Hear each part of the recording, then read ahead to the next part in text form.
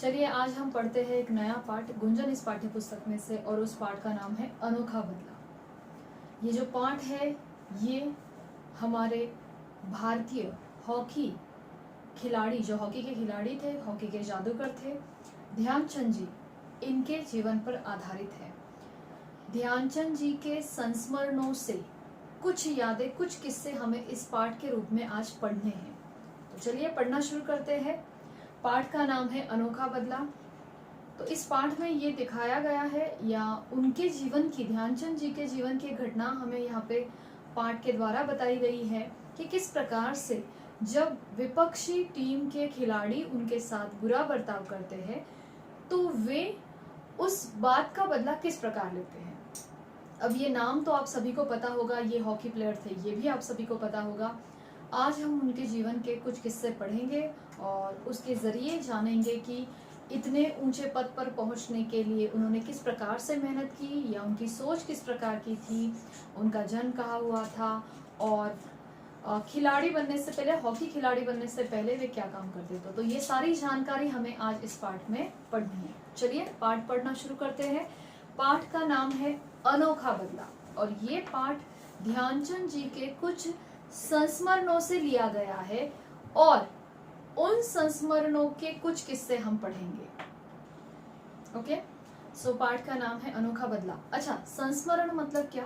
यादें। तो कुछ यादें हैं, या उन यादों में से कुछ किस्से हैं जो हम आज पाठ के रूप में पढ़ रहे हैं। प्रस्तुत पाठ में बताया गया है कि खेल के मैदान में विपक्षी टीम के साथ धक्का मुक्की की घटना में घायल होने पर, यानी जब मैदान में, खेल के मैदान में दूसरी विपक्षी टीम, यानी जो उनकी अपोजिट में जो टीम थी उनके साथ इनकी धक्का मुक्की की घटना हो गई और इस घटना में वे घायल हो गए, तो उन्होंने उस बात का, ध्यानचंद ने उससे कैसे बदला लिया, ये हम पढ़ेंगे। भारतीय हॉकी टीम की झोली में एक के बाद एक कई ओलंपिक में स्वर्ण पदक लाने का श्रेय इस हॉकी के जादूगर को दिया जाता है। तो हमारी भारतीय जो हॉकी की टीम थी उसकी झोली में जो एक के बाद एक ऐसे ओलंपिक में स्वर्ण पदक जो आते गए, स्वर्ण पदक मतलब क्या? Gold medal. तो इसका श्रेय जो है वो किसको दिया जाता है? हॉकी के इस जादूगर ध्यानचंद जी को। ओके, चलिए पाठ पढ़ते हैं। ध्यानचंद का जन्म 19 अगस्त 1905 को इलाहाबाद उत्तर प्रदेश में हुआ। इनका जन्म कहाँ हुआ है? इलाहाबाद उत्तर प्रदेश में। तो ये आपको अंडरलाइन करना है। इनके पिता समेश्वर दत्त सिंह भारतीय सेना में थे। पिता का नाम क्या है? समेश्वर दत्त सिंह। और ये कहाँ नौकरी करते थे? भारतीय सेना में। पिता के लगातार होने वाले तबादलों के कारण ध्यानचंद कक्षा 6 से आगे विधिवत शिक्षा ग्रहण नहीं कर सके। तो जो कि ये भारतीय सेना में काम करते थे इनके पिताजी, तो लगातार उनका तबादला होता रहता था। तबादला यानी क्या? ट्रांसफर। और इसी ट्रांसफर के कारण बार बार जो इलाका है वो चेंज होने के कारण 6 यानी 6वीं कक्षा, 6 स्टैंडर्ड से आगे वे विधिवत शिक्षा ग्रहण नहीं कर सके। यानी जो हम एक ही जगह पर रह के, जो एक ही बोर्ड से या एक ही प्रकार की एजुकेशन हम लोग लेते हैं, उस प्रकार की विधिवत शिक्षा, एजुकेशन वे नहीं ले पाए। 16 वर्ष की आयु में इन्होंने भी सेना में नौकरी कर ली। तो बिल्कुल अपने पिता की तरह ये भी भारतीय सेना में भर्ती हो गए। और कौन सी आयु में? 16 वर्ष की आयु में। सेना में आने से पहले ध्यानचंद का हॉकी के खेल की ओर कोई भी रुझान नहीं था। यानी सेना में भर्ती होने से पहले कोई खास झुकाव, कोई खास रुचि, इंटरेस्ट उन्हें हॉकी में नहीं था। आरंभिक दिनों में ये रेजिमेंटों के बीच खेले जाने वाले खेलों में भाग लेते थे। तो शुरू में जब ये सेना में भर्ती हुए तो 2 रेजिमेंटों के, रेजिमेंट मतलब क्या? पलटन। जो कुछ गिने चुने सिपाहियों की एक पलटन होती है, और उन पलटनों के जो आपस में जो मैचेस होते थे, जो खेल होते थे, उन खेलों में ये भाग लेते थे। ऐसे ही किसी खेल के दौरान सूबेदार मेजर बाले तिवारी जी ने इन्हें खेलते देखा। तो उनके खेल को सबसे पहले किसने नोट किया है, किसने नोटिस किया है? मेजर बाले तिवारी। तो इसको आप, इनके नाम को आप अंडरलाइन करोगे कि हॉकी के ये जो जादूगर थे ध्यानचंद जी, इनके खेल को सबसे पहले किसने नोटिस किया, किसने देखा, किसने सराहा, और उनके टैलेंट को किसने पहचाना? तो मेजर बाले तिवारी। तो इन्होंने इन्हें खेलते देखा और इनकी प्रतिभा को पहचाना। प्रतिभा यानी उनके खेल की वो चमक, वो टैलेंट। उन्होंने इन्हें हॉकी खेलने की प्रेरणा दी। तो मेजर बाले तिवारी ने इन्हें हॉकी खेलने के लिए इंस्पायर किया कि तुम बहुत अच्छे खेलते हो और अच्छे से खेला करो और प्रैक्टिस करो वगैरह। न्यूजीलैंड जाने वाली भारतीय सेना की हॉकी टीम में ध्यानचंद को चुन लिया गया। तो जो न्यूजीलैंड में जाने वाली टीम थी ये हॉकी का खेल खेलने के लिए, उस भारतीय सेना की जो हॉकी टीम थी उसमें ध्यानचंद जी को चुना गया। न्यूजीलैंड में भारतीय सेना की टीम ने 18 मैचेस जीते। कितने मैच जीते? 18 मैच जीते, 2 ड्रॉ रहे उसमें से, और केवल एक में हमारी भारतीय सेना की हॉकी टीम हार गई, बाकी सब में वे जीते। ध्यानचंद विश्व में सर्वश्रेष्ठ हॉकी खिलाड़ी के रूप में प्रसिद्ध हो गए और तभी से ध्यानचंद जी का नाम हॉकी के लिए पूरे विश्व में मतलब पूरी दुनिया में, जग में प्रसिद्ध हो गया। स्वदेश लौटने पर यानी वापस भारत में आने पर इन्हें प्रोन्नत करके लांस नायक बना दिया गया। प्रोन्नत का अर्थ क्या होता है? तो प्रमोशन। तो अब इतना उनका नाम पूरे विश्व में सराहा गया, वे बहुत फेमस हो गए, तो उनके कारण इतने सारे मैच भी जीते गए और इसीलिए भारतीय सेना में उन्हें प्रमोशन मिल गया और वो कौन से पद पर पहुंच गए? लांस नायक। इनके जीवन की घटनाएं पढ़कर बहुत कुछ सीखा जा सकता है। तो ध्यानचंद जी के जीवन की जो घटनाएं हैं उन घटनाओं से हम भी बहुत सारी बातें सीख सकते हैं। तो चलिए अब उनके जीवन की घटनाएं पढ़ते हैं। अब पढ़िए इनके कुछ संस्मरण इन्हीं की जुबानी। तो ध्यानचंद जी की यादें हैं जो हम इन्हीं की जुबानी सुनने वाले हैं, यानी ध्यानचंद जी खुद अपने जीवन की कुछ घटनाएं हमें सुना रहे हैं। तो चलिए उनकी जुबानी सुनते हैं। खेल के मैदान में धक्का मुक्की और मारपीट की घटनाएं प्राय होती रहती थी। प्राय यानी अक्सर, ज्यादातर होती रहती थी। तो खेल का मैदान है तो विरोधी पक्ष के विपक्षी टीम जो है उनके खिलाड़ियों के प्रति गुस्सा प्रकट करना, धक्का मुक्की करना या मारपीट, ये अक्सर होती थी घटनाएं। जिन दिनों हम खेला करते थे उन दिनों में भी ऐसा ही था। तो जिन दिनों ये खेला करते थे ध्यानचंद जी, उन दिनों ये बिल्कुल नॉर्मल सी बात थी। उसके बाद शायद ये रूल्स एंड रेगुलेशंस बनाए गए, नियम बनाए गए कि ऐसा बर्ताव होना चाहिए खिलाड़ी को, वैसा होना चाहिए, या फिर अगर उन्होंने ज़्यादा बुरा बर्ताव किया मैदान में तो फिर उनको बैन किया जाएगा। ये बाद में रूल बने हैं। उस जमाने में मारपीट होना खेल के मैदान पर या धक्का मुक्की करना ये बिल्कुल आम सी बात थी। तो उन दिनों ऐसा ही होता था। आइए आज मैं आपको अपने जीवन की कुछ दिलचस्प घटनाएं सुनाता हूँ। दिलचस्प मतलब इंटरेस्टिंग, रोचक घटनाएं। तो चलिए पहली घटना पढ़ते हैं। बात 1933 की है।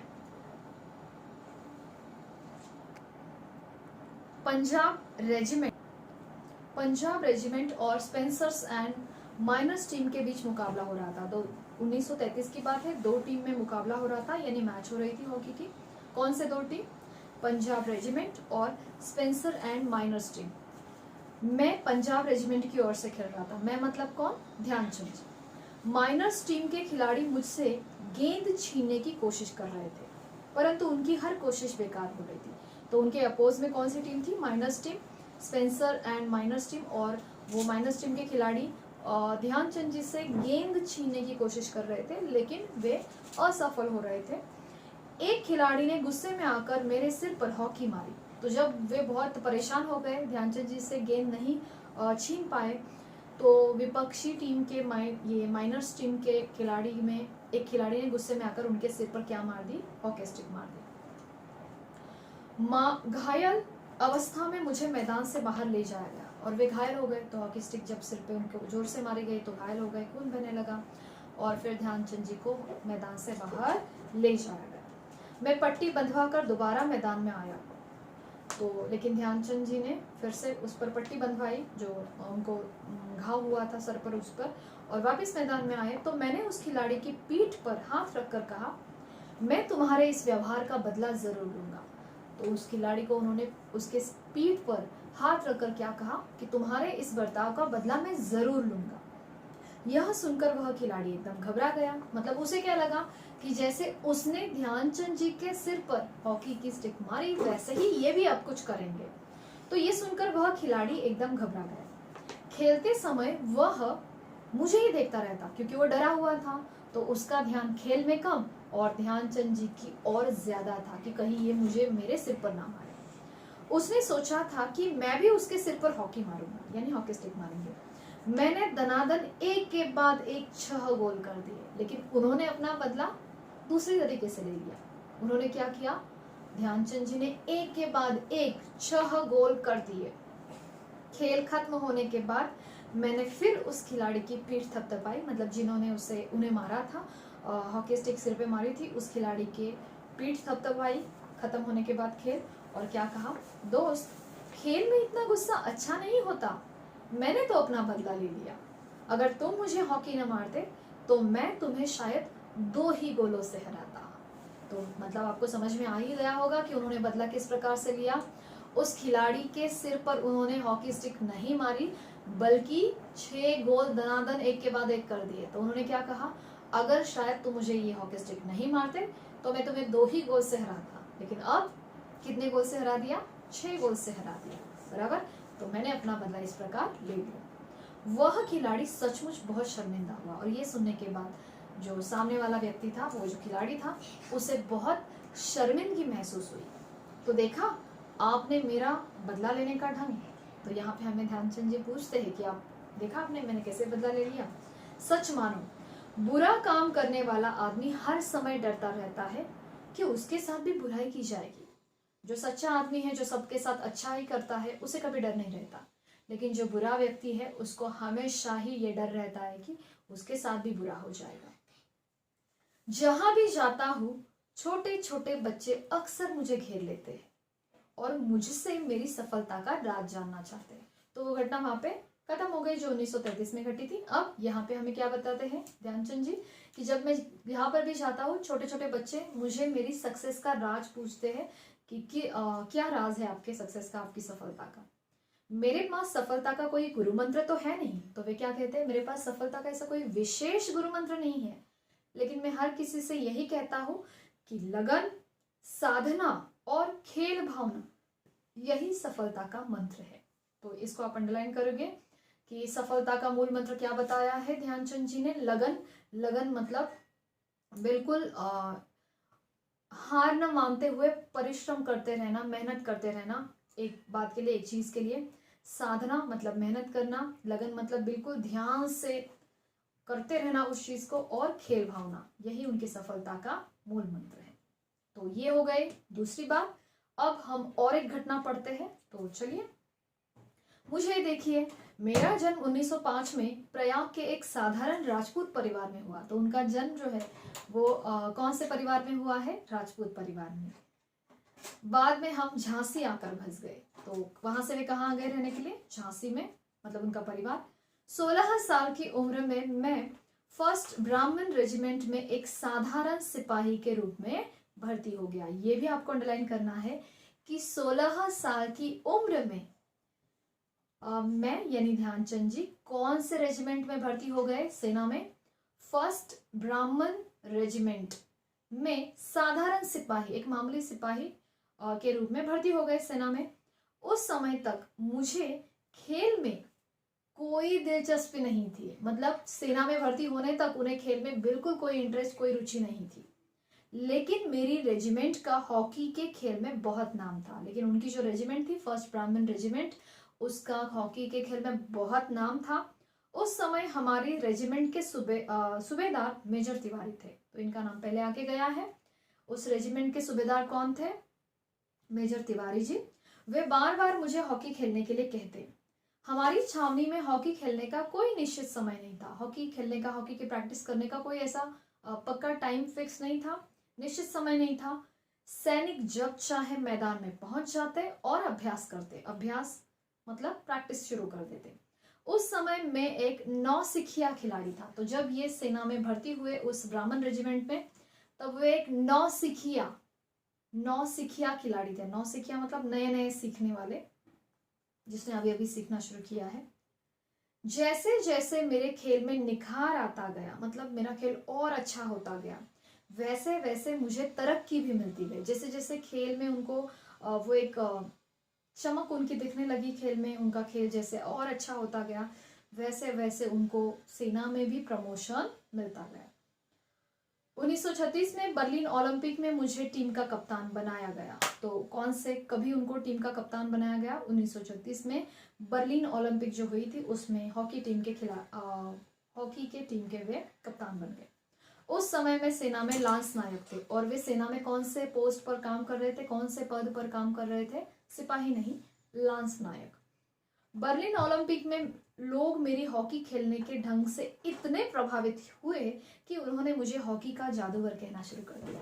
तो ये जो बर्लिन में ओलंपिक हुआ था उसमें ध्यानचंद जी ने जो अपना खेल दिखाया उससे पूरे विश्व में लोग इतने प्रभावित हुए उनके खेल से कि उन्हें क्या नाम दिया गया? हॉकी के जादूगर। इसका मतलब यह नहीं कि सारे गोल मैं खुद ही करता था। तो ये नाम क्यों दिया गया? ऐसा नहीं कि मैं सारे गोल मैं ही करता था।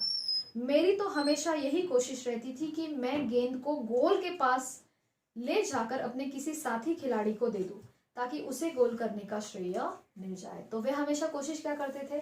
सिर्फ अपने ही नाम पर सारे गोल जमा हो जाए, ये कोशिश उनकी नहीं होती थी, बल्कि वे क्या करते थे? गेंद को गोल के पास ले जाकर किसी अपने साथी खिलाड़ी को वो मौका दे देते थे गोल करने का, ताकि उसको भी वो क्रेडिट मिल जाए गोल करने का। अपनी उसी खेल भावना के कारण मैंने जर्मनी के तानाशाह हिटलर तक का दिल भी जीत लिया था। तो ये जो खेल भावना है वो होनी खिलाड़ी में बहुत आवश्यक होती है। जैसे कि इनमें वो स्वार्थ नहीं था कि सारे गोल मेरे ही नाम पे जमा हो जाए, बल्कि उनमें वो खिलाड़ी की भावना थी, वो खेल वृत्ति थी कि मेरे साथियों को भी वो क्रेडिट मिल जाए, कुछ गोल उनके भी नाम पर होने चाहिए। और उनकी इसी खेल भावना से कौन प्रभावित हुआ? हिटलर, जो तानाशाह था, और उनका भी जीत लिया था दिल ध्यानचंद जी के खेल ने। किसका दिल जीत लिया? हिटलर का। लोग कहते थे कि उसने अपने किसी अधिकारी से यह पूछा था कि यह खिलाड़ी भारतीय सेना में किस पद पर है। तो ऐसा किस्सा अभी हमें यहाँ पे ध्यानचंद जी सुनाते हैं कि लोग कहते हैं कि किसी अधिकारी को उसने पूछा था हिटलर ने कि ये भारतीय सेना में कौन से पोस्ट पर काम कर रहा है। जब उसे ये मालूम हुआ कि मैं लांस नायक हूँ, जब हिटलर को पता चला कि ध्यानचंद जी कौन से पोस्ट पर काम कर रहे हैं, लांस नायक, तो उसने अपने उस अधिकारी से कहा कि उससे कहो कि वह जर्मनी आ जाए, मैं उसे मार्शल बना दूंगा। तो मार्शल जो है वो सेना में बहुत ऊंची पोस्ट है। तो इसीलिए हिटलर ने अपने अधिकारी से क्या कहा था कि जाओ ध्यानचंद जी से बात करो और उन्हें जर्मनी में बुलाओ, मैं उन्हें अपनी सेना में मार्शल बना दूंगा। मतलब हिटलर उनके खेल से इतना प्रभावित हुए थे कि उन्होंने अपनी सेना में जर्मनी में आने का न्योता हिटलर ने किसको दिया था? ध्यानचंद जी ने। बर्लिन ओलंपिक में हमें स्वर्ण पदक तो मिला ही, तो बर्लिन ओलंपिक में उन्हें नाम भी मिला, पूरे विश्व में स्वर्ण पदक मिला टीम को।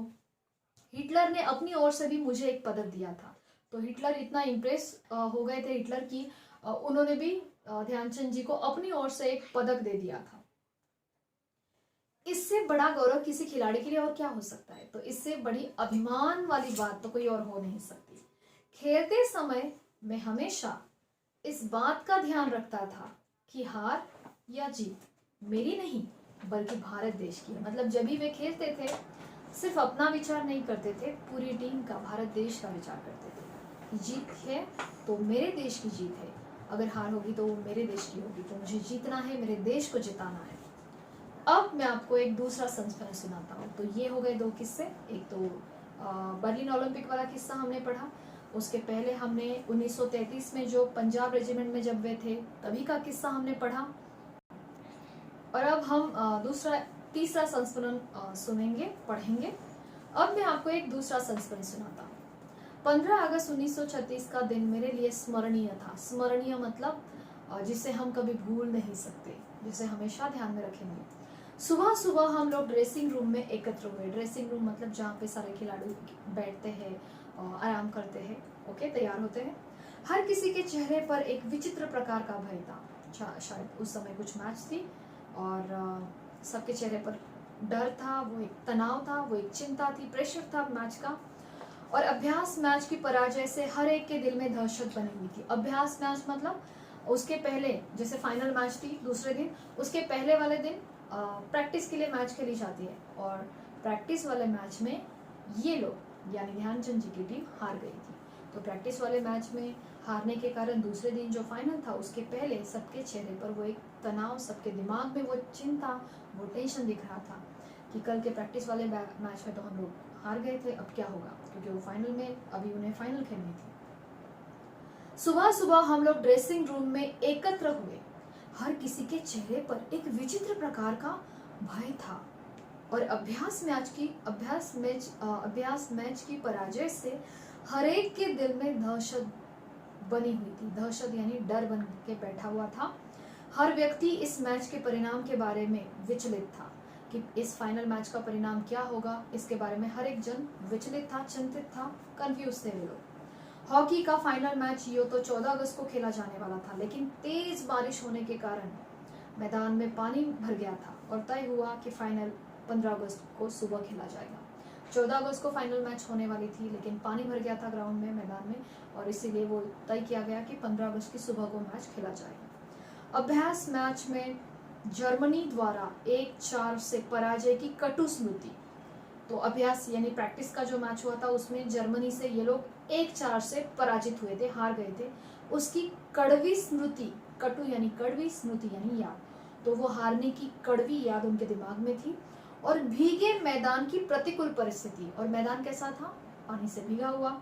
प्रतिकूल परिस्थिति मतलब उनके खिलाफ, जो जीतने के लिए अच्छी परिस्थिति नहीं थी, अच्छा माहौल नहीं था।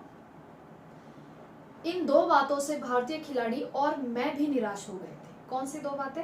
पहला कि वे अभ्यास मैच में जर्मनी से 1-4 से हार गए थे, उसकी कड़वी स्मृति उनके दिमाग में थी, और दूसरी बात मैदान भीगा हुआ था जिसके कारण उनके खिलाफ परिस्थिति हो गई थी, यानी जीतने के चांसेस कम दिख रहे थे। इसीलिए ध्यानचंद जी और टीम के सारे खिलाड़ी बहुत चिंता में थे। टीम के मैनेजर पंकज गुप्ता भी बहुत चिंतित थे। टीम के मैनेजर कौन थे उस समय? पंकज गुप्ता जी, वे भी चिंतित थे। 15 अगस्त की सुबह चिंतित भारतीय टीम के ड्रेसिंग रूम में पंकज जी ने खिलाड़ियों के सामने तिरंगा रख दिया और मानो कह दिया, इसकी लाज अब तुम्हारे हाथ में है। तो 15 अगस्त को जब सुबह ये मैच खेली जाने वाली थी, तभी ड्रेसिंग रूम में पंकज जी ने सारे खिलाड़ियों के सामने अपना तिरंगा झंडा रख दिया और जैसे कह दिया कि अब इस तिरंगे की लाज अब सबके हाथ में है। श्रद्धा से सभी ने उस तिरंगे को फौजी सलामी दी, फौजी सलामी, सैल्यूट किया उस तिरंगे को, और मैदान में उसकी लाज रखने के लिए वीर सैनिकों की तरह उतर पड़े। जैसे देश की सीमा पर वो सिपाही लड़ते थे अपने प्राणों की बाजी लगाकर, बिल्कुल उन वीर सिपाहियों की तरह वे मैदान में लड़ने की, वो जो हॉकी की जंग है वो जीतने के भाव से उतर पड़े मैदान में। भारतीय इस तरह जमकर खेले कि वे 8-1 से विजयी हुए, और उस मैच को हॉकी के उन खिलाड़ियों ने, उस टीम ने इतना बेहतरीन खेला कि 8-1 से वे विजयी हुए। उस दिन सचमुच तिरंगे की लाज रह गई, और सच में तिरंगे की लाज रह गई। उस समय कौन जानता था कि 15 अगस्त ही भारत का स्वतंत्र दिवस बनेगा, और उसमें और जैसे दूध में शक्कर वाली बात ये बन गई कि वही 15 अगस्त का दिन क्या हुआ बाद में, हमारा स्वतंत्रता दिवस हो गया। ओके, और यहाँ पर हमारा पाठ पूर्ण होता है ध्यानचंद जी के संस्मरणों पर आधारित। हमने पढ़ा कि ध्यानचंद जी का जन्म कहाँ हुआ था, इलाहाबाद में। कब हुआ था? 29 अगस्त 1905 को हुआ था। और किस प्रकार से वे सेना में 16 वर्ष की आयु में सेना में भर्ती हुए, और फिर किस प्रकार से मेजर बाले तिवारी, सूबेदार बाले तिवारी जी ने उनको इंस्पायर किया, प्रेरणा दी हॉकी खेलने के लिए, और कैसे उनका खेल निखारता गया, और फिर नॉर्मल जो सिपाही पद है उससे वे लांस नायक बने, और उन्होंने किस प्रकार से अपने खेल की चमक से, अपने उस प्रतिभा से पूरे विश्व में अपना नाम फैला दिया। ओके, और अपने नाम के साथ साथ भारत का नाम भी रोशन कर दिया। ओके, अब इस पाठ के कुछ प्रश्न देखते हैं। न्यूजीलैंड में भारतीय सेना की टीम ने 18 मैच जीते। सही? बिल्कुल। ध्यानचंद जी ने खिलाड़ी को मारकर अपना बदला लिया? नहीं, बल्कि उन्होंने 6 गोल बनाकर बदला लिया। उन्हें छोटे छोटे बच्चे घेर लेते थे। सही। वे जर्मनी जाकर मार्शल बन गए? बिल्कुल गलत। हिटलर ने उन्हें न्योता तो दिया कि मेरे यहाँ पे आ जाओ, मेरी सेना में मैं मार्शल बना दूंगा, लेकिन वे नहीं गए। उन्हें अपने देश से प्रेम भी था और देश की ओर से ही खेलना था, और वे देश के ही सिपाही और खिलाड़ी बन के रह गए। पंकज जी ने खिलाड़ियों के सामने तिरंगा झंडा रख दिया, बिल्कुल सही। ओके, सो पिता के तबादलों का कुछ प्रश्न। पिता के तबादलों का ध्यानचंद जी की शिक्षा पर क्या प्रभाव पड़ा? कि वे 6th स्टैंडर्ड यानी 6वीं कक्षा तक ही पढ़े और उसके आगे की विधिवत शिक्षा वे ग्रहण नहीं कर पाए। माइनस टीम के खिलाड़ी ने ध्यानचंद के सिर पर हॉकी क्यों मारी? क्योंकि माइनस टीम के खिलाड़ी ध्यानचंद जी से गेंद छीन नहीं पा रहे थे, तो इसीलिए गुस्से में आकर एक खिलाड़ी ने उनके सिर पर हॉकी मारी। ठीक है, तो कुछ प्रश्न हमने अभी पढ़े हैं। और अभी सही विकल्प, छोटे बच्चे ध्यानचंद से क्या जानना चाहते हैं? उनकी सफलता के राज के बारे में। सूबेदार मेजर बाले तिवारी जी ने ध्यानचंद की प्रतिभा को कब पहचाना? तो कब पहचाना? रेजिमेंटों के बीच खेले गए मैच देखकर। तो छोटे छोटे ये जो पलटन होती है उनके बीच में जो ये मैचेस होते हैं प्रैक्टिस के लिए, उसमें खेले गए मैच देखकर उन्होंने प्रतिभा को पहचाना। खेलते समय ध्यानचंद जी किस बात का ध्यान रखते थे? चाहे हार हो चाहे जीत हो, पूरे देश की। ओके, तो ये पाठ हमने इस प्रकार से पूर्ण कर दिया है। पाठ बहुत सुंदर है। इस पाठ में हमने जाना ध्यानचंद जी के बारे में और बहुत कुछ सीखने जैसा भी है इस पाठ में। तो पाठ आपको समझ में आ ही गया होगा। आपको ये पाठ ध्यान से पढ़ना है, इसके शब्दार्थ लर्न करने हैं, और अगर कुछ डाउट्स है तो फिर हमारा जो जूम लाइव सेशन है उसमें हम डिस्कस करेंगे। ओके, शब्दार्थ आप लर्न करके रखोगे और इस पाठ के जो प्रश्न है लिखित, वो प्रश्न पढ़ने हैं और उसके आंसर्स आप अपने टेक्स्ट बुक में मार्क करोगे। ओके, तो चलो फिर अगले वीडियो में फिर मिलेंगे, अगले लेक्चर में फिर मिलेंगे नए पाठ के साथ। धन्यवाद।